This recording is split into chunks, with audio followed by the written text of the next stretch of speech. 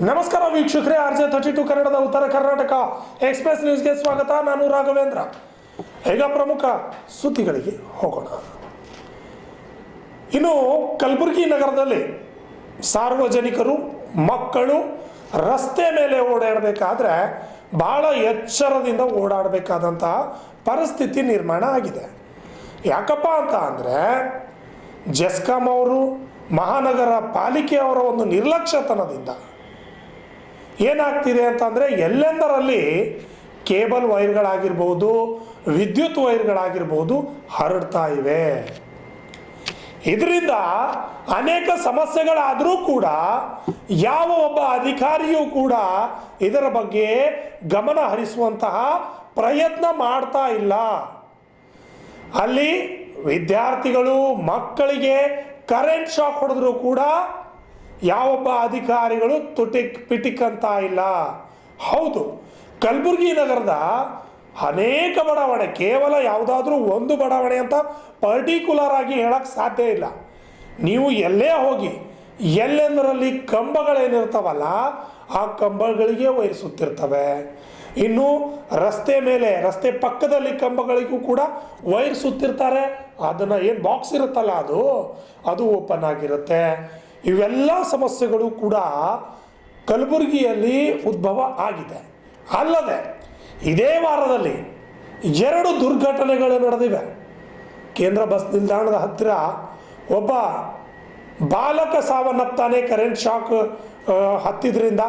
ಇವತ್ತು ಒಬ್ಬ ಬುದ್ಧಿಮಾಂದ್ಯ ಒಬ್ಬ ಮಗುಗೆ ಇವತ್ತೇನಾಗುತ್ತೆ ಅಂತಂದರೆ ಕರೆಂಟ್ ಶಾಕ್ ಹತ್ತುತ್ತೆ. ಪ್ರತಿದಿನವೂ ಕೂಡ ವಾರದಲ್ಲಿ 2, 3 ಒಂದೋ ಈಗ ಆ ಮಗು ಮತ್ತು ಮಹಿಳೆ ಏನಿದ್ದಾರೆ ಆಸ್ಪತ್ರೆಯಲ್ಲಿ ಜೀವ ಮರಣದಲ್ಲಿ ಹೋರಾಡ್ತಾ ಇದ್ದಾರೆ. ಇಷ್ಟಾದರೂ ಕೂಡ ಯಾಕೆ ಅಧಿಕಾರಿಗಳು ಗಮನ ಹರಿಸ್ತಿಲ್ಲ? ಈಗ ಕೇಳಿದ್ರೆ ಹೇಳ್ತಾರೆ ಇದ್ರ ಬಗ್ಗೆನೇ ನಾವು ಮೀಟಿಂಗ್ ಮಾಡ್ತಿದ್ದೀವಿ ಅಂತ ಹೇಳ್ತಾರೆ. ಅಂದರೆ ಅನಾಹುತ ಆದ ನಂತರ ಕಣ್ಬಿಡ್ತೀರಿ. ಇದೇ ಘಟನೆ ನಾಳೆ ನಿಮ್ಮ ಮಕ್ಕಳಿಗೂ ಆಗ್ಬೋದಲ್ವಾ? ಬೇರೆಯವರಿಗೆ ಆಗ್ತಾ ಇದೆ. ಸಾರ್ವಜನಿಕರು, ರಸ್ತೆ ದಾಟುವಂಥ ಮಕ್ಕಳು, ಮಹಿಳೆಯರಿಗೆ ಈ ರೀತಿ ಘಟನೆಗಳಾಗ್ತಾ ಇವೆ. ಮುಂದಿನ ದಿನಗಳಲ್ಲಿ ನಿಮ್ಮ ಮಕ್ಕಳಿಗಾದ್ರೆ ಏನು ಮಾಡ್ತೀರಿ? ಇದ್ರ ಬಗ್ಗೆ ಕ್ರಮ ತೆಗೆದುಕೊಳ್ಬೇಕಾದಂತಹ ಅಧಿಕಾರಿಗಳು ಏನು ನಿದ್ದೆ ಹುಡುಕಿದ್ದಾರಾ ಅನ್ನೋ ಪ್ರಶ್ನೆ ಕಾಡ್ತಾ ಇದೆ. ಏಕೆಂದರೆ ಇವತ್ತು ನಮ್ಮ RJ32 ಕನ್ನಡ ವಾಹಿನಿಯ ತಂಡ ಕಲಬುರಗಿ ನಗರದ ವಿವಿಧ ಕಡೆ ಓಡಾಡಿದ ನಂತರ ಅಲ್ಲಿ ಏನು ಸಮಸ್ಯೆ ಇದೆ, ಯಾವ್ಯಾವ ಏರಿಯಾದಲ್ಲಿ ಯಾವ್ಯಾವ ರೀತಿಯಾದ ಸಮಸ್ಯೆಗಳಿವೆ ಅನ್ನೋದ್ರ ಬಗ್ಗೆ, ಈ ವಿದ್ಯುತ್ತಿನ ಬಗ್ಗೆ, ವಿದ್ಯುತ್ ವೈರ್ಗಳು ಹೇಗೆ ನೇತಾಡ್ತಿವೆ, ಜೆಸ್ಕಾಂ ಅವರು, ಮಹಾನಗರ ಪಾಲಿಕೆಯವರು ಎಷ್ಟು ನಿರ್ಲಕ್ಷ್ಯವನ್ನು ವಹಿಸ್ತಾ ಇದ್ದಾರೆ, ಎಷ್ಟು ಉತ್ತಮವಾಗಿ ಕಾರ್ಯವನ್ನು ನಿರ್ವಹಿಸ್ತಾರೆ ಅನ್ನೋದನ್ನು ನೋಡೋದಕ್ಕೆ ನಾವು ಇವತ್ತು ಬೀದಿಗಿಳಿದಿದ್ವಿ. ಅದೇ ರೀತಿಯಾಗಿ ನಮ್ಮ ವಾಹಿನಿಯ ಜೊತೆ RTI ಕಾರ್ಯಕರ್ತರಾದ ಸಿದ್ದು ಹಿರೇಮಠ ಅವರು ಮಾತನಾಡಿ ಈ ರೀತಿ ಸಮಸ್ಯೆಯ ಬಗ್ಗೆ ನಾನು ಮೊದಲೇ ಮಹಾನಗರ ಪಾಲಿಕೆಗೆ, ಜೆಸ್ಕಾಂಗೆ ಮನವಿ ಪತ್ರವನ್ನು ಸಲ್ಲಿಸಿದ್ದೆ. ಆದರೆ ಇಲ್ಲಿವರೆಗೂ ಯಾವುದೇ ರೀತಿಯಾದಂಥ ಕ್ರಮ ತೆಗೆದುಕೊಂಡಿಲ್ಲ. ಇಲ್ಲಿ ಜಿಲ್ಲಾ ಉಸ್ತುವಾರಿ ಸಚಿವರ ಗಮನಕ್ಕೂ ತರುವಂಥ ಗಂಭೀರವಾದ ವಿಷಯ ಇದಾಗಿದೆ. ಜಿಲ್ಲಾ ಉಸ್ತುವಾರಿ ಸಚಿವರು ಕೂಡ ಇದನ್ನು ಗಂಭೀರವಾಗಿ ಪರಿಗಣಿಸಿ ಯಾವುದೇ ಸಾರ್ವಜನಿಕರಿಗೆ ಆಗಲಿ, ಬೇರೆ ಮಕ್ಕಳಿಗೆ ಆಗಲಿ ಸಮಸ್ಯೆ ಆಗದಂತೆ ಈ ಒಂದು 2 ಇಲಾಖೆಗಳಿಗೆ ನಿರ್ದೇಶನ ನೀಡಬೇಕು. ಅದೇ ರೀತಿಯಾಗಿ ಪೊಲೀಸ್ ಆಯುಕ್ತರು ಕೂಡ, ನಗರ ಪೊಲೀಸ್ ಆಯುಕ್ತರು ಕೂಡ ಇದರ ಬಗ್ಗೆ ಗಮನ ಹರಿಸಿ ಸಮೋಟೋ ಕೇಸ್ ದಾಖಲಿಸುವಂಥ ಒಂದು ಕ್ರಮವನ್ನು ತೆಗೆದುಕೊಂಡು ಕಟ್ಟುನಿಟ್ಟಿನ ಕಾನೂನು ಪಾಲನೆ ಆಗುವಂತೆ ಎಲ್ಲ ರೀತಿಯಾದಂಥ ವ್ಯವಸ್ಥೆಗಳನ್ನು ಮಾಡಬೇಕಾಗಿದೆ.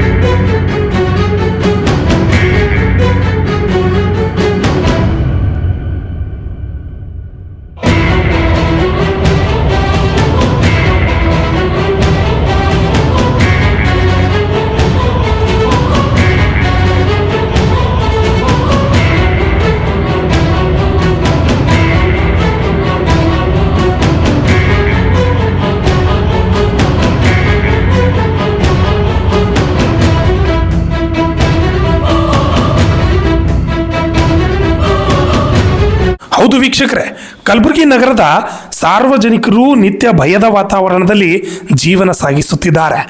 ಕಲಬುರಗಿ ಮಹಾನಗರ ಪಾಲಿಕೆ 51 ವಾರ್ಡ್ಗಳಲ್ಲಿ ಕಾಡಿರುವ ಸಮಸ್ಯೆ ಅಂದರೆ ವಿದ್ಯುತ್ ಕಂಬಗಳ ಹೈಟೆನ್ಷನ್ ವೈರ್ಗಳು ಎಲ್ಲಿ ಬೇಕಾದಲ್ಲಿ ಜೀವ ತೆಗೆಯಲು ನಿಂತಿರುವಂತೆ ಕಾಣುತ್ತಿವೆ. ವಿದ್ಯುತ್ ಕಂಬಗಳಿಗೆ ಬೇಕಾಬಿಟ್ಟಿ ವೈರ್ಗಳನ್ನು ಸುತ್ತಿಸಿಟ್ಟಿದ್ದು ಅಪಾಯಕ್ಕೆ ಆಹ್ವಾನ ನೀಡುತ್ತಿವೆ ಅಂದರೆ ಸುಳ್ಳಲ್ಲ. ಕಲಬುರಗಿ ಜಿಲ್ಲಾಧಿಕಾರಿಗಳ ಕಚೇರಿ, ದಕ್ಷಿಣ ಮತಕ್ಷೇತ್ರದ ಶಾಸಕರ ಕಚೇರಿ, ರಾಜ್ಯಸಭಾ ಸದಸ್ಯರ ಕಚೇರಿ ಹತ್ತಿರನೂ ಕೂಡ ವಿದ್ಯುತ್ ಕಂಬಗಳು ಜೀವ ತೆಗೆಯಲು ನಿಂತಿವೆ. ಈ ಸ್ಥಳಗಳಲ್ಲಿ ಹೆಚ್ಚಿನ ಸಂಖ್ಯೆಯಲ್ಲಿ ಸಾರ್ವಜನಿಕರು ಓಡಾಡುವ ಸ್ಥಳ ಇದಾಗಿದೆ. ಅದರಲ್ಲಿ ಕಲಬುರಗಿ ಜಿಲ್ಲಾ ಉಸ್ತುವಾರಿ ಸಚಿವರ ಕಚೇರಿಯೂ ಕೂಡ ಹತ್ತಿರವೂ ಕೂಡ ಇದೇ ಸಮಸ್ಯೆ ಇದೆ. ಆದರೆ ಇಲ್ಲಿ ಯಾರೊಬ್ಬ ಅಧಿಕಾರಿಗಳು ಕೂಡ ಇದನ್ನು ಗಮನಿಸೋದಿಲ್ಲ. ಶಾಸಕರು, ಸಚಿವರು ಕಚೇರಿಗೆ ಬಂದಾಗ ಸಾವಿರಾರು ಜನ ಇಲ್ಲಿಗೆ ಬರುತ್ತಾರೆ, ಬಂದು ಓಡಾಡ್ತಾರೆ. ಆ ಸ್ಥಳಗಳಲ್ಲಿ ಅನಾಹುತಗಳು ಆದರೆ ಯಾರು ಹೊಣೆ ಎಂಬ ಪ್ರಶ್ನೆ ಕಾಡ್ತಾ ಇದೆ. ಕಲಬುರಗಿ ನಗರದ ಈ ಹಿಂದೆ ವಿದ್ಯುತ್ ಶಾಕ್ನಿಂದ 2 ಘಟನೆಗಳಾಗಿವೆ.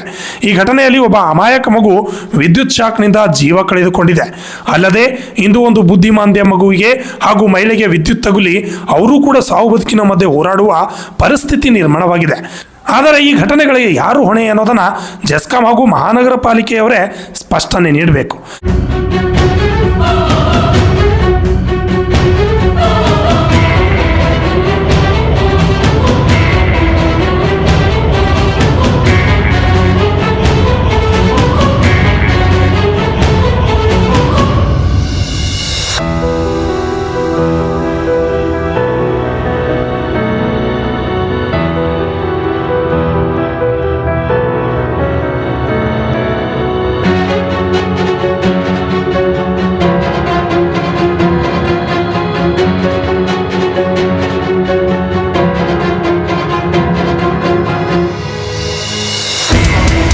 ಈ ಘಟನೆ ಸಂಬಂಧಪಟ್ಟಂತೆ RTI ಕಾರ್ಯಕರ್ತರಾದ ಸಿದ್ದು ಹಿರೇಮಠ ಅವರು ಮಾತನಾಡಿ, ಕಲಬುರಗಿಯಲ್ಲಿ ಪ್ರತಿಯೊಂದು ಕಂಬಗಳಿಗೆ ಅನಧಿಕೃತವಾಗಿ ಸುತ್ತಿರೋ ವೈರ್ಗಳು, ಈ ವೈರ್ಗಳಿಗೆ ಕೂಡಲೇ ತೆರವುಗೊಳಿಸಬೇಕು. ಇದರಿಂದ ಸಾರ್ವಜನಿಕರು, ಮಕ್ಕಳು ಜೀವ ಭಯದಲ್ಲಿ ಓಡಾಡುವ ವಾತಾವರಣ ನಿರ್ಮಾಣವಾಗಿದೆ. ಪೊಲೀಸ್ ಇಲಾಖೆ ಅವರು ಕೂಡ ಇಂಥವರ ಮೇಲೆ ಸುಮೋಟೋ ಪ್ರಕರಣ ದಾಖಲಿಸಬೇಕು.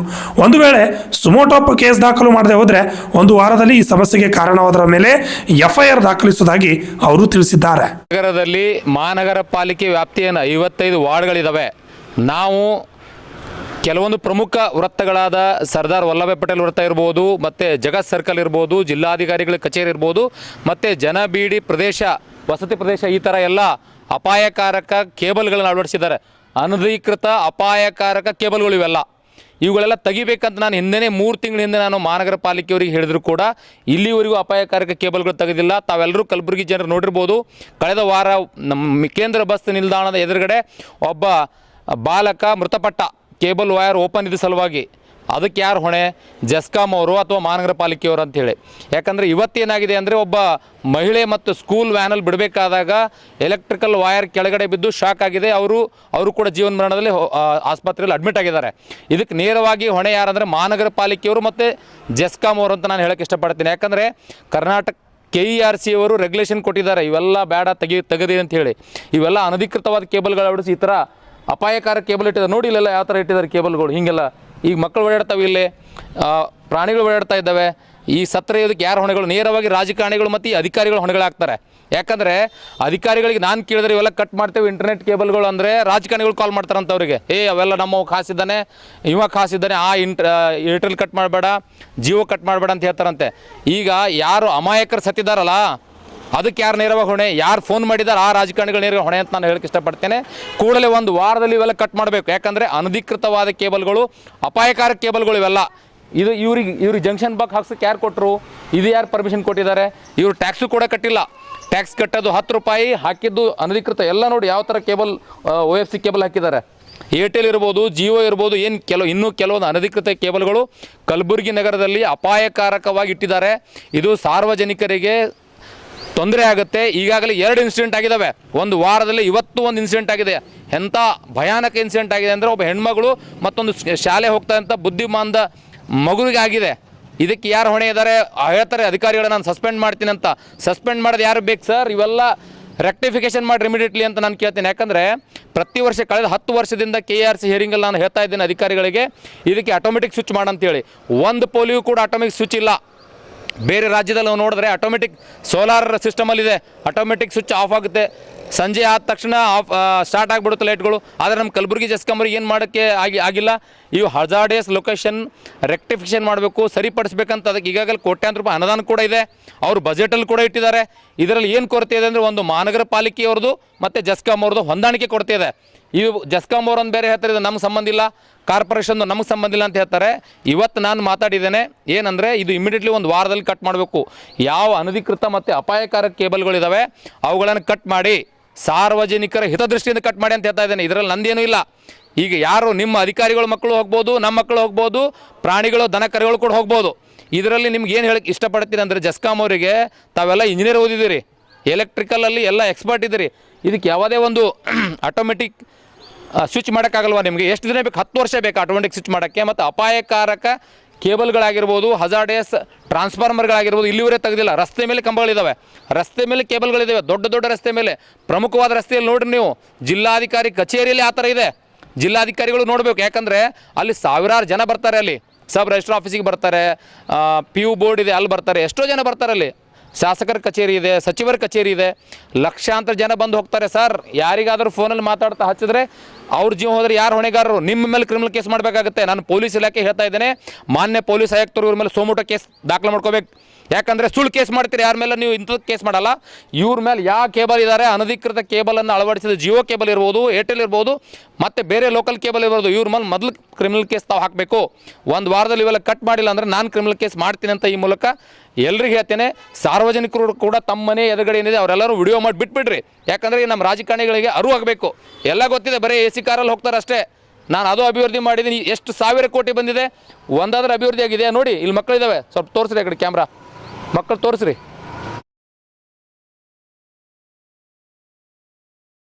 ಇದು ಬಂದು ಇವರು ಈ ಥರ ಹಚ್ಚಿದ್ರೆ ಅವ್ರ ಜೀವಕ್ಕೆ ಹಾನಿ ಆದರೆ ಯಾರು ಹೊಣೆಗಾರರು? ಅವ್ರ ಮನೆ ಹೊರಗೆ ಬರಬಾರ್ದಾ? ಈ ಥರ ಅಪಾಯಕಾರಕ ಮೊದಲು ಜಸ್ಕಾಂ ಅವರು ಮತ್ತು ಕಾರ್ಪೊರೇಷನ್ ಎಲೆಕ್ಟ್ರಿಕಲ್ ಸೆಕ್ಷನ್ ಇದೆ, ಎಕ್ಸಿಕ್ಯೂಟಿವ್ ಇಂಜಿನಿಯರ್ ಇದ್ದಾರೆ, AW ಇದ್ದಾರೆ, ಸೆಕ್ಷನ್ ಆಫೀಸರ್ ಇದ್ದಾರೆ, ಇವರೆಲ್ಲ ನೋಡೋಕ್ಕಾಗ್ತಾ ಇಲ್ಲ ಇವರಿಗೆ ಅಂತ ಕೂಡಲೇ ಇವು ಏನು ಈ ವೈರ್ಗಳು ಅನಧಿಕೃತ ಕೇಬಲ್ ಪ್ರತಿಯೊಂದು ಕೇಬಲ್ಗೆ ಈ ಥರ ಬಂಡಲ್ ಹಾಕಿದ್ದಾರೆ. ಈ ಬಂಡಲ್ ಪರ್ಮಿಷನ್ ಯಾರು ಕೊಟ್ಟಿದ್ದಾರೆ? ಈ ಥರ ಬಿಟ್ಟಿದ್ದಾರೆ. ಇದು ಯಾವ ಕೇಬಲ್ ನೋಡ್ರಿ, ಇಲ್ಲಿ ಕೇಬಲ್ ಓಪನ್ ಇದೆ. ಇಲ್ಲಿ ಇದು ಯಾವಾಗೂ ಮಳೆನೂ ಬರುತ್ತೆ, ಗಾಳಿ ಬರುತ್ತೆ, ಏನು ಬರುತ್ತೆ, ಮಕ್ಕಳಿಗೇನು ಗೊತ್ತಾಗುತ್ತೆ? ಸಣ್ಣ ಮಕ್ಕಳಿಗೆ ಗೊತ್ತಾಗಲ್ಲ. ಮಾನ್ಯ ಸಚಿವರೇ ಇದ್ರ ಬಗ್ಗೆ ಗಮನ ಹರಿಸಿ ತಾವು KDP ಮೀಟಿಂಗಲ್ಲಿ ವಿಶೇಷ ಸಭೆ ತಗೋರಿ. ಇದಕ್ಕಾಗ ಸಾರ್ವಜನಿಕ ಹಿತಾಸಕ್ತಿ ಇರುವ ವಿಷಯ ಇದೆ. ಇದು ಅಮಾಯಕ ಮಕ್ಕಳು, ಒಂದು ಮಗು ಸತ್ತಿದೆ, ಅದಕ್ಕೂ ಕೂಡ ತಾವು ಮಾಡ್ತಾ ಇಲ್ವಾ? ಅಧಿಕಾರಿಗಳಂತೂ ಫಸ್ಟ್ ಆಫ್ ಆಲ್ ಇಲ್ಲ. ಆದರೆ ನಾನು ಇನ್ನೊಂದು ಹೇಳ್ತೀನಿ ಅಧಿಕಾರಿಗಳಿಗೆ, ದಯಮಾಡಿ ಜಸ್ಕಾಂ ಅವ್ರು ಇರ್ಬೋದು, ಕಾರ್ಪೊರೇಷನ್ ಎಲೆಕ್ಟ್ರಿಕಲ್ ಸೆಕ್ಷನ್ ಇರ್ಬೋದು, ಯಾರ ಮಾತು ಕೇಳಬೇಡಿ. ಯಾರು ರೆಕಮೆಂಡ್ ಮಾಡಿದರೆ ಅವ್ರಿಗೆ ಹೇಳಿ, ಎಲ್ಲರಿಗೆ ಪಬ್ಲಿಕ್ ಡೊಮೇನಲ್ಲಿ ಬಿಟ್ಬಿಡಿ. ಈ ಅಧಿಕಾರಿ ಈ ರಾಜಕಾರಣಿ ನಮಗೆ ಕರೆ ಮಾಡ್ತಾ ಇದ್ದಾರೆ, ಇದು ಕಟ್ ಮಾಡಬೇಡ ಅಂತ ಇದ್ದಾರೆ ಅಂತ. ಯಾರು ಜೀವನ ಜೊತೆ ಆಟ ಆಡ್ತಾ ಇದ್ದಾರೆ ನಂಗೆ ಗೊತ್ತಾಗ್ತಾ ಇಲ್ಲ. ಇಮಿಡಿಯೇಟ್ಲಿ ಇದನ್ನು ಕಟ್ ಮಾಡಬೇಕು. ಇವೆಲ್ಲ ಅನಧಿಕೃತ ಕೇಬಲ್ಗಳು ಮತ್ತು ಅಪಾಯಕಾರಿ ಕೇಬಲ್ಗಳನ್ನು ಕಟ್ ಮಾಡಬೇಕಂತ ನಾನು ಈ ಮೂಲಕ ಅಧಿಕಾರಿಗಳಿಗೆ ಹೇಳಕ್ಕೆ ಇಷ್ಟಪಡ್ತೀನಿ. ಒಂದು ವಾರದಲ್ಲಿ ಕಟ್ ಮಾಡಿಲ್ಲ ನಾನು 100% ಇವ್ರ ಮೇಲೆ FIR ಮಾಡೋದು ಶತಸಿದ್ಧ ಅಂತ ಈ ಮೂಲಕ ನಾನು ಎಲ್ಲರಿಗೆ ಹೇಳಕ್ಕೆ ಇಷ್ಟಪಡ್ತೇನೆ. ಎಲ್ಲ ಕಲಬುರಗಿಯ ಮಹಾಜನತೆಗೆ ನಾನೊಂದು ಕಳಕಳಿ ಮನವಿ ಏನು ಮಾಡ್ತಾ ಇದ್ದೀನಿ ಅಂದರೆ, ಈ ಥರ ಅಪಾಯಕಾರಕ ಕೇಬಲ್ಗಳು ನಮ್ಮ ಮಕ್ಕಳ ಜೀವನ ಜೊತೆ ಆಟ ಆಡ್ತಾ ಇದ್ದಾವೆ. ನಮ್ಮ ಸಾರ್ವಜನಿಕರು ಎಷ್ಟೋ ಜನ ಓಡಾಡ್ತವೆ, ಅವೆಲ್ಲ ಆಟ ಆಡ್ತಾ ಇದ್ದಾವೆ. RJ32 ಎನ್ನುವ ಚಾನಲ್ನವರು ಒಂದು ಅಭಿಯಾನ ಮಾಡ್ತಾ ಇದ್ದಾರೆ. ಈ ಥರ ಅಪಾಯಕಾರಕ ಕೇಬಲ್ ಇದೆ, ತಾವು ನಿಮ್ಮ ಹತ್ರ ಒಂದು ವಿಡಿಯೋ 1 ನಿಮಿಷ ವಿಡಿಯೋ ಮಾಡಿ ಅವರು ವಾಟ್ಸಪ್ಪಿಗೆ ಹಾಕಿ ನಾವು ಅಧಿಕಾರಿಗಳ ಗಮನಕ್ಕೆ ತರ್ತೇವೆ. ಯಾಕಂದರೆ ಇದೊಂದು ಸಾರ್ವಜನಿಕ ಹಿತಾಸಕ್ತಿ ಇರುವ ವರದಿ ಇದೆ. ಇದರಲ್ಲಿ ಯಾವುದೇ ವ್ಯಕ್ತಿಕ್ಕೆಲ್ಲ ನಾವು ಇಂಥ ಅಪಾಯಕಾರಕ ಕೇಬಲ್ಗಳ ವಿರುದ್ಧ ಮತ್ತು ಹಜಾರ್ಡಿಯಸ್ ಲೊಕೇಶನಲ್ಲಿ ಏನು ಹಾಕಿದ್ದಾರೆ, ಟ್ರಾನ್ಸ್ಫಾರ್ಮರ್ ಇರ್ಬೋದು, ಎಲೆಕ್ಟ್ರಿಕಲ್ ವೈರ್ ಇರ್ಬೋದು, ಇವುಗಳ ವಿರುದ್ಧ ನಾವು ಧ್ವನಿ ಎತ್ತಿಲ್ಲ ಅಂದರೆ ಯಾರ ಜೀವನೂ ಕೂಡ ಯಾವಾಗಲೂ ಹೋಗ್ಬೋದು ಅಂತ ನಾನು ಇವತ್ತಿನ ಒಂದೇನು ಘಟನೆ ಆಗಿದೆ ಆ ಘಟನೆಯ ಮೂಲಕ ನಾನು ತಿಳಕ್ಕೆ ಇಷ್ಟಪಡ್ತೇನೆ. RJ32 ಅವರು ಒಂದು ವಾಟ್ಸಪ್ ನಂಬರ್ ಕೊಡ್ತಾರೆ.